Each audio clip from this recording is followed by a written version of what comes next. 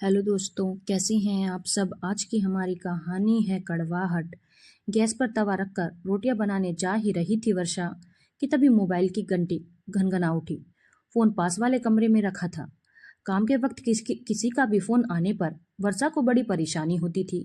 घंटों फुर्सत में बैठे रहो तब किसी को याद नहीं आती, पर जब काम करने उठो तभी फोन बजने लगेगा।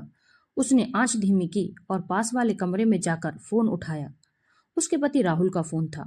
हेलो सुनो, एक मरीज को ओ पॉजिटिव खून की जरूरत है। यदि जरूरत पड़ी तो क्या तुम ब्लड डोनेट कर सकती हो? राहुल पूछ रहे थे। हाँ हाँ, क्यों नहीं, वर्षा ने तपाक से जवाब दिया।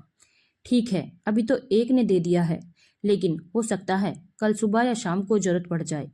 राहुल ने बताया। बता दीजिएगा, चली चलूंगी, वर्षा ने कहा। फिर सहज कौतूहल से पूछ बैठी, किसकी तबीयत खराब है, क्या हुआ है? राहुल पल भर को अचकचा गया, फिर झिझकते हुए बोला, कनक अस्पताल में एडमिट है। अरे क्या हुआ? कनक का नाम सुनते ही पता नहीं क्यों गले में कुछ कड़वा सा लगा। क्या नामों में भी स्वाद होता है? कुछ नाम कानों में मिश्री घोल देते हैं और कुछ गले में कड़वाहट। पर स्वाद नामों में नहीं, उन नामों से जुड़े व्यक्तित्व के होते हैं।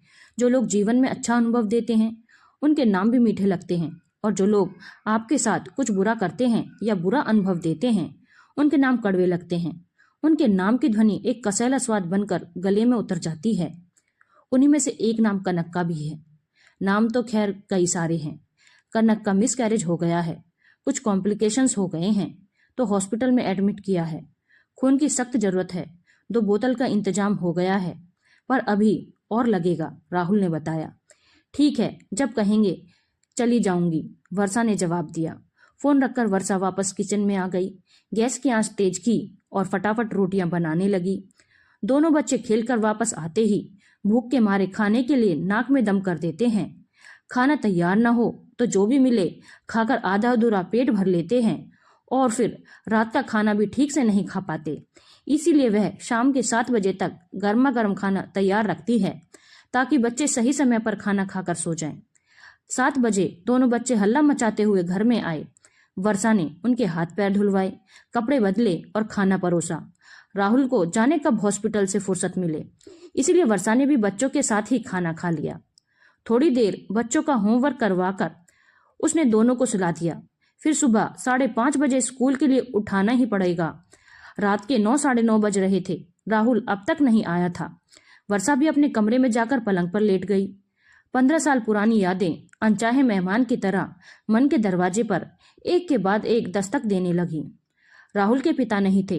राहुल बचपन से ही अपने मामा के यहाँ रहकर पले बढ़े। होनहार राहुल जब उच्च शिक्षा प्राप्त कर एक अच्छी सरकारी पद तक पहुंचे तो पूरी तरह से अपने मामा के एहसानों के बोझ तले दबे हुए थे। मामा मामी ने आश्रय के बदले उनकी आत्मा को गिरवी रख लिया था। हालांकि अपने घर का एक कमरा देने के अलावा उन्होंने और कुछ नहीं किया, क्योंकि राहुल की माँ स्कूल में पढ़ाती थी और आत्मनिर्भर थी। राहुल की पढ़ाई का सारा खर्चा वो ही उठाती थी। लेकिन कुछ लोगों की आदत होती है कि कुछ न करके भी बहुत कुछ किया हमने, या सब कुछ हमने ही किया का एहसान हमेशा जताते रहने की। मामा मामी के एहसान का वही भारी भरकम बोझ राहुल पर लदा हुआ था। नौकरी के साथ ही अच्छा सा सरकारी क्वार्टर मिलते ही वे अपनी माँ के साथ शिफ्ट हो गए। कॉलेज के जमाने से ही वर्षा से उनकी घनिष्ठता थी। नौकरी मिलते ही उन्होंने अपनी माँ से उसका परिचय करवाया। उच्च शिक्षित वर्षा पहली ही नजर में माँ को भा गई। सादगी भरे समारोह में उन्होंने बहुत जल्दी ही दोनों का विवाह करवा दिया। 2 साल तक सब सुचारू रूप से चलता रहा, लेकिन अचानक हृदय गति रुक जाने से, सास के असमय गुजर जाने पर धीरे धीरे पूरे परिवार में बल्ले बने मामा जी की असलियत सामने आ गई। वर्षा को लेकर तरह तरह के झूठे आरोप और बातें ससुराल पक्ष में फैलने लगी। रिश्तेदारी में जहां भी वर्षा जाती, या तो लोगों की अपमानजनक बातें सुननी पड़ती, या लोगों के व्यवहार में आए अचानक परिवर्तन से अवाक रह जाती। तब सच सामने आया कि मामा जी मामी की बहन की बेटी के साथ राहुल का विवाह करवाना चाहते थे, पर राहुल ने वर्षा से ब्याह कर लिया। मामी की बहन की बेटी साधारण सी दिखने वाली और जैसे तैसे बीए पास थी। पिता प्राइवेट कंपनी में क्लर्क थे। मामी अपने एहसानों का यही फल चाहती थी, लेकिन वर्षा के आगमन से उनकी आशा पर तुषारपात हो गया। अब वर्षा को समझ आया कि क्यों उसकी सास ने तुरंत उनकी शादी करवा दी थी। माँ के रहते मामा मामी ने दबी जबान से इस शादी का विरोध करने की कोशिश तो बहुत की, लेकिन उनकी चली नहीं। इसलिए माँ के देहांत के बाद से ही वे अपनी ईर्षा और कुंठा की भड़ास वर्षा पर निकाल रहे थे। मामा जी की 3 बेटियां थीं। बड़ी 2 की शादी पहले ही हो चुकी थी। कनक सबसे छोटी थी। वर्षा ने उसे छोटी बहन के समान स्नेह दिया था। वह भी वर्षा के काफी करीब थी, पर बड़ी बहनों और माता पिता के कहने में आकर वह भी कभी वर्षा से आमना सामना होने पर मुंह फेर लेती थी। रिश्तेदारी में अपने बारे में तरह तरह की अजीबोगरीबी बातें सुनकर वह तंग आ गई थी। उस पर राहुल का चुप रहकर एक तरह से मामा मामी का मौन समर्थन करना वर्षा के स्वाभिमान को अंदर तक आहत कर गया। उसने कहीं बाहर आना जाना ही बंद कर दिया। राहुल मामा जी के एहसानों के प्रतिफल का अब इस तरह से प्रायश्चित करके चुकाएंगे। उसने सपने में भी नहीं सोचा था राहुल मौन रहता और हर बात में दोष वर्षा के सिर पर ही आता। कितनी बार मन किया था छोड़ दे राहुल को, पर माँ हमेशा धीरज का ही पाठ पढ़ाती, हमेशा वर्षा को ही समझाती। रिश्तों का दूसरा नाम ही समझौता है बेटी, बस तुम अपने कर्तव्य को पूरी निष्ठा से निभाती चलो।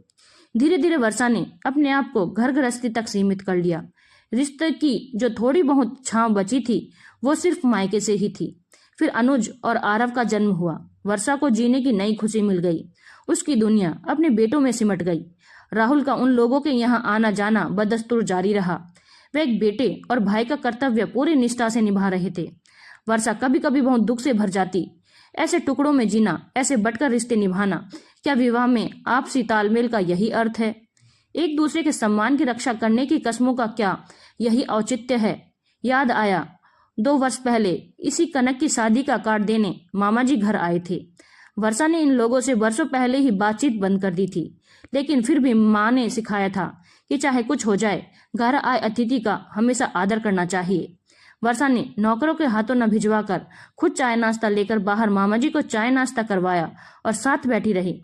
कभी राहुल को यह कहने का मौका न रहे कि मामा जी कार्ड देने आए और तुम अपने गुरूर और गुस्से में भरकर बाहर भी नहीं आई।